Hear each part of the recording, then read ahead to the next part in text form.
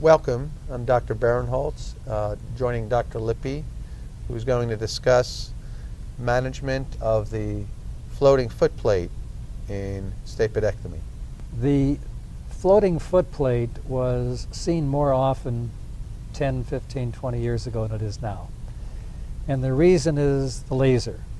Now you can avoid the floating foot plate in many cases with the use of the laser. But you know, all of us at one time or another put a hole in the foot plate either with a needle or with a laser, fracture off the superstructure, and then remove the foot plate. Now, in many cases, the foot plate becomes mobile during that fracturing. Now, if you use a laser, then in many cases, even though the foot plate is entirely mobile, you are able to use your laser and get a hole in it. But sometimes you can't. Sometimes, for example, it's too thick for a laser. Other times, the anatomy prevents the use of it, so you can't remove it. There was some bad stuff in the literature years ago. They said if you can't remove the foot plate, let a blood clot form and see if you can remove the whole clot. Another bad bit of information was said, do promontory drilling and pry out the foot plate. That was bad.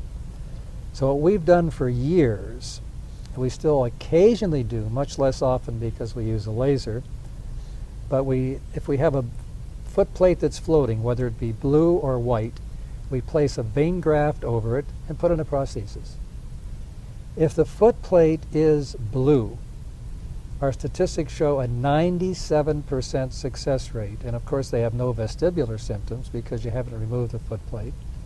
These patients do extremely well.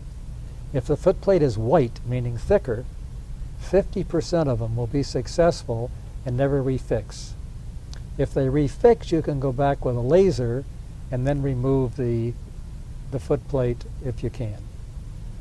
So we definitely advocate that in a floating foot plate, put down a graft and put a prosthesis over it. From this, you can derive several other conclusions.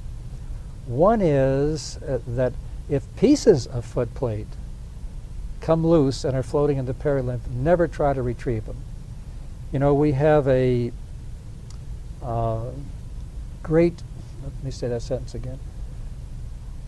We put all of our surgery results on computer, and we have some 70 factors that we use when we're in the middle ear that we can code.